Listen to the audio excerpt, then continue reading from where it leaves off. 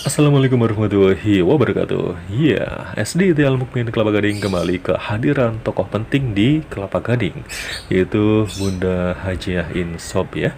Dan beliau hadir ke SD Al Mukmin dan kami sangat bahagia. Silakan.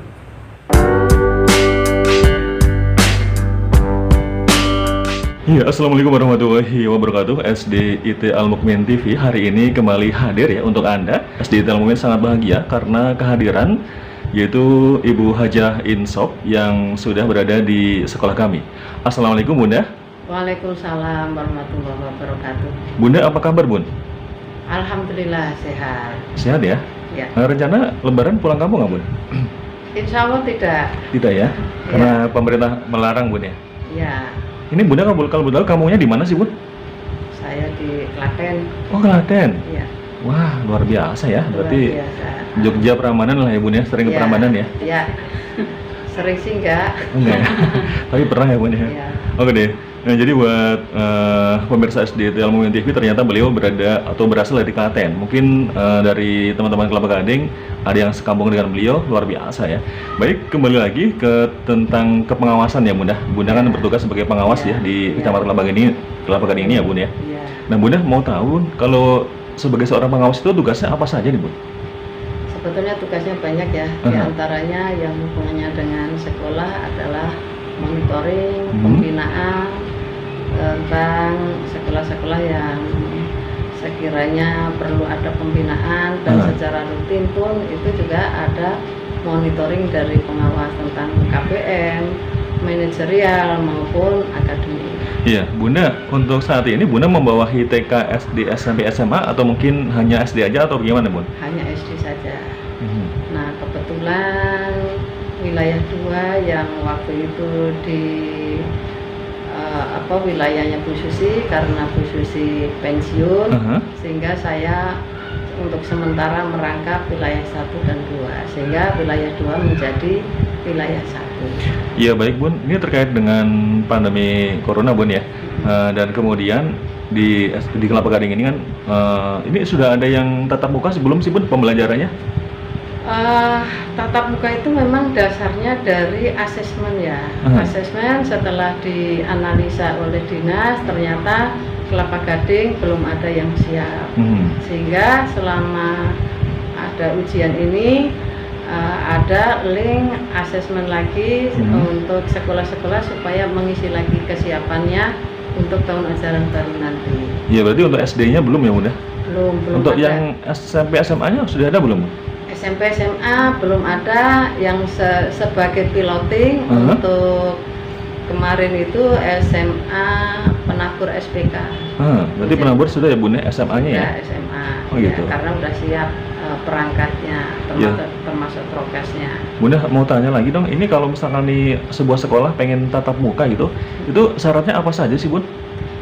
Tatap muka syaratnya itu tadi, yang pertama adalah asesmen.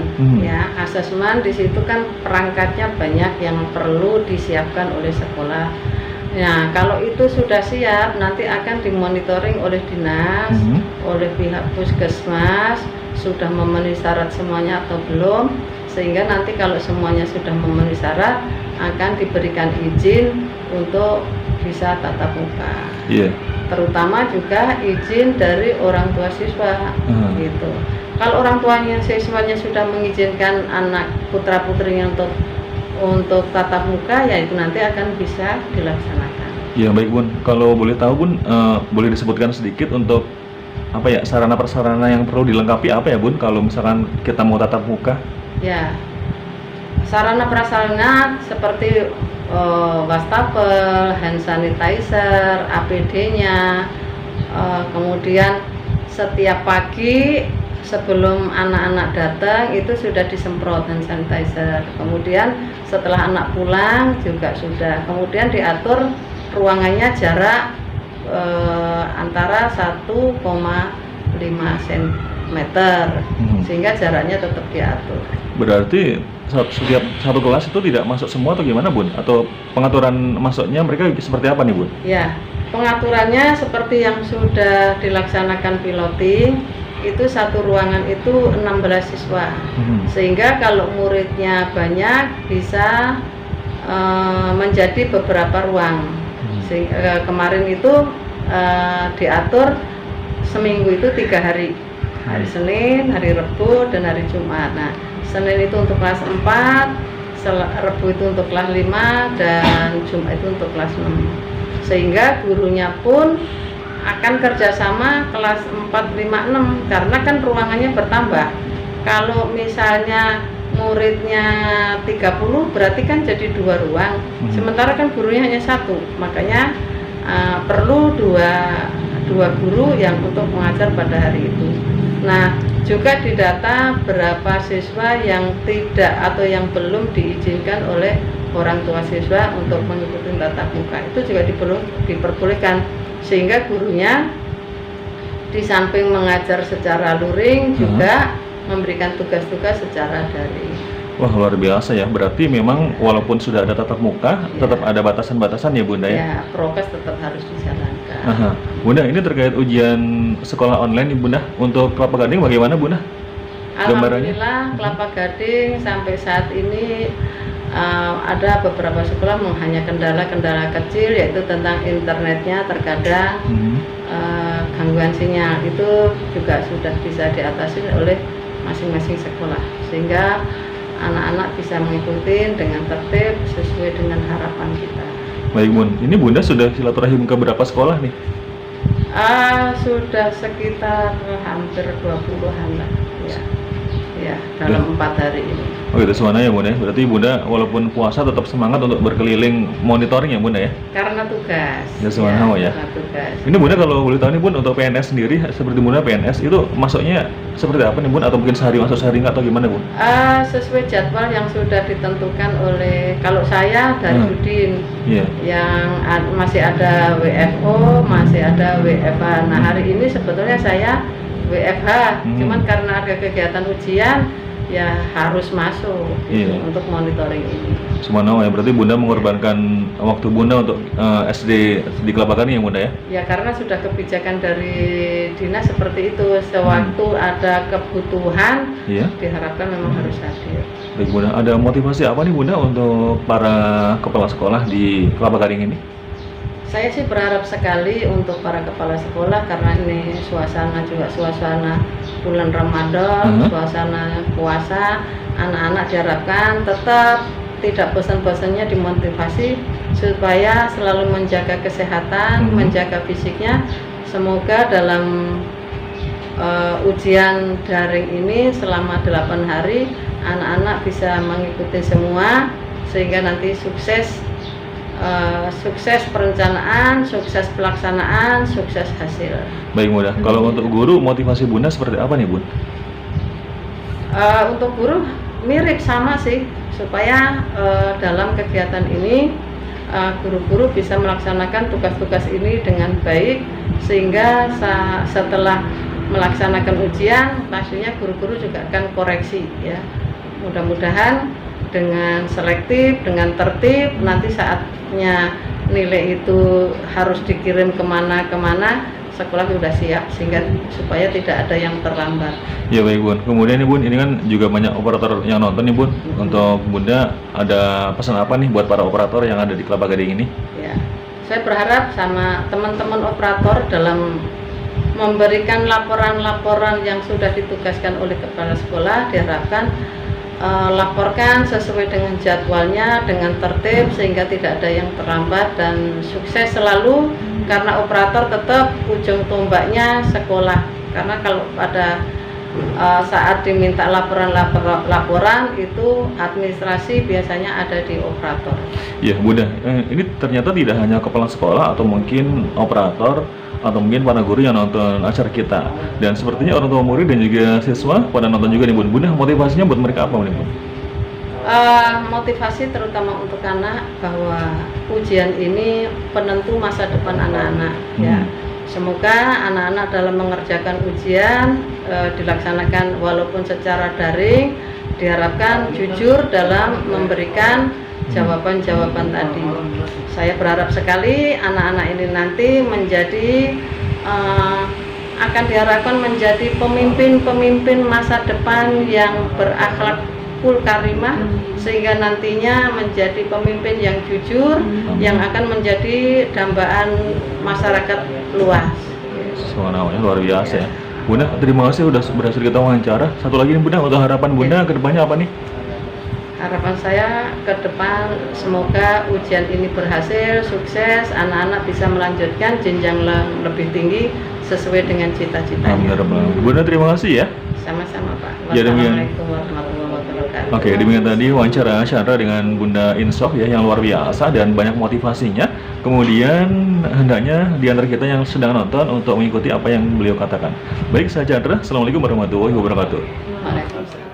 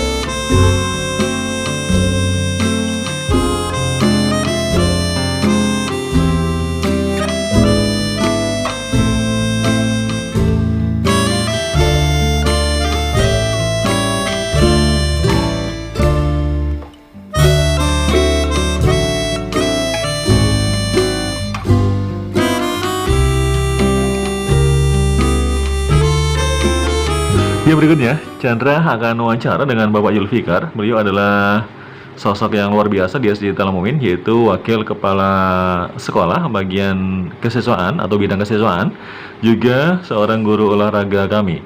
Baik, hari ini Chandra mau bertanya-tanya atau wawancara kepada beliau. Assalamualaikum Bapak. Waalaikumsalam warahmatullahi wabarakatuh. Ya, apa kabar hari ini Pak? Alhamdulillah baik-baik. Nah, hari ini kan tadi ada ujian online atau ujian sekolah online nih Pak. Bagaimana Pak prosesnya Pak tadi? Ya, alhamdulillah pada pagi hari ini kita bisa berjalan kegiatan ujian sekolah hari keempat. Berjalan dengan lancar dengan jumlah 14 siswa dan berjalan dengan lancar alhamdulillah. Baik, untuk kendalanya ada nggak tadi Pak? Atau mungkin internetnya segala macamnya atau gimana Pak? Ya, sempat ada kendala sedikit terkait untuk jaringan, karena tadi sempat naik turun juga jaringannya dan sampai akhirnya pakai kuota pribadi seperti itu. Subhanallah ya, jadi siap berkorban untuk anak didik kita ya. Insya Allah. Ya, luar biasa. Pak Yul, mau tanya lagi nih. Ini Pak Yul kan salah satu guru olahraga di SD Ta'al Mumin Kelapa Gading. Dan ada nggak sih tips-tips buat anak-anak agar di masa pandemi ini mereka tetap sehat ya dan tidak kegemukan itu, gitu? Iya, untuk di saat pandemi ini biasanya untuk pergerakan badan dan saat puasa juga biasanya malas untuk bergerak.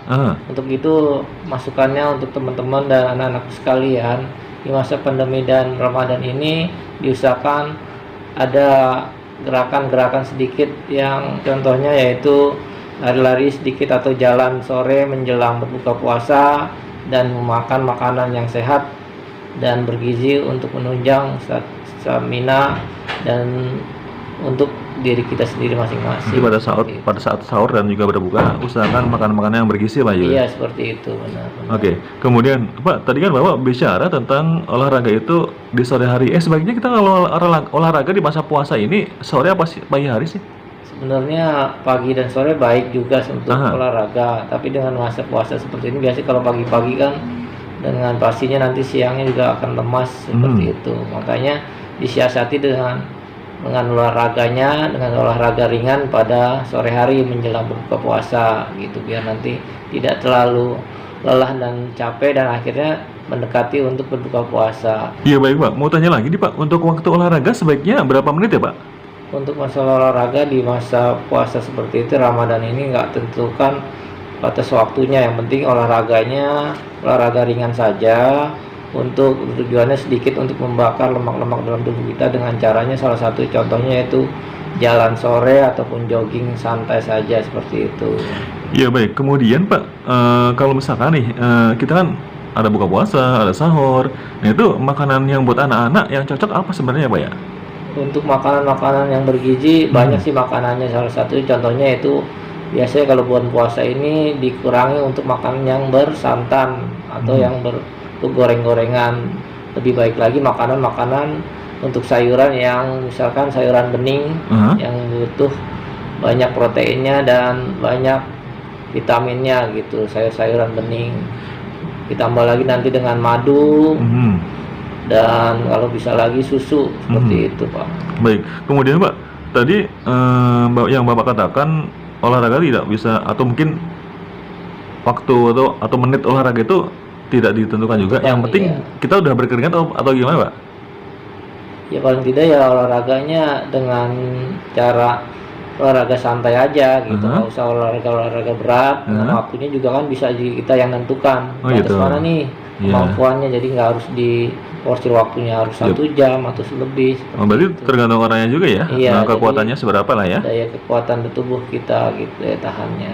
Iya baik. Kemudian Pak, tentang anak-anak nih Kak, maksudnya kita kan udah setahun lebih lah ya tidak bertemu anak-anak ya kan, mungkin mereka juga kangen juga. Nah ini dari sisi Bapak kangen sama anak-anak nggak, anak didik gitu? Ya pastinya lah kangen dengan anak-anak sekalian yang biasa ketemu di lapangan gitu kan, apalagi olahraga bisa bertemu di lapangan main bersama. Sekarang di masa pandemi pengajaran dengan PJJ jarak jauh, pastinya kan dengan ini tidak ketemu langsung lah, kurang optimal dan lebih kurang maksimal lah untuk pembelajaran olahraga itu sendiri. Oke, kemudian kalau misalkan nih futsal, Bapak masih futsal nggak nih? Kalau misalkan nih di pandemi ini? Di pandemi masih sedikit-sedikit, tapi tidak seperti seperti biasa gitu. Oh gitu ya. Tapi untuk hubungan dengan anak-anak futsalnya untuk sementara di break dulu, istirahat dulu. Luar biasa ya, padahal sebenarnya anak-anak juga pengen banget ikutan futsal lagi ya Pak ya?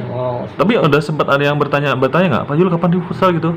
Iya, anak-anak sih pastinya sudah ini juga, jenuh juga di rumah, mau paling tidak mau masuk sekolah, mau ketemu olahraga juga, main bersama sama teman-temannya seperti itu. Sebenarnya ya, berarti mungkin ketika anak-anak ya, ketika nanti masuk hari pertama itu ketemu guru-gurunya udah langsung apa ya, udah kangen banget Pak Yul ya. Pastinya seperti itu. Ketemu anak-anak cowoknya ketemu aja langsung Pak Yul berpelukan itu kali ya. Seneng lah gitu kan. Luar biasa ya. Seneng bosen di jadi rumah kayak, aja. Gitu. Oh gitu. Ya harapan Pak Yul apa nih untuk pandemi ini? Ya insya Allah mudah-mudahan pandemi ini bisa berlalu, bisa meninggalkan Indonesia dengan maksimal. Tidak ada lagi pandemi di sini di Indonesia seperti itu, dan banyak yang udah sehat-sehat lagi, bisa kembali lagi seperti semula lagi. Oke, Pak Yul, pesan Bapak buat anak-anak apa nih? Ya selalu jaga kondisi tubuh, selalu jaga kesehatan dengan banyak makanan dan olahraga dengan baik, dan jangan lupa sholat dan ibadahnya ditambahin lagi. Iya, baik Pak. Terima kasih Bapak sudah berhasil kita wawancara ya hari ini ya. Baik ya, terima kasih Pak Nasrul. Ya baik, demikian tadi wawancara acara di SDIT Al Mukmin TV. Sampai ketemu di waktu dan kalau yang tidak berbeda, masih di SDIT Al Mukmin TV. Assalamualaikum warahmatullahi wabarakatuh.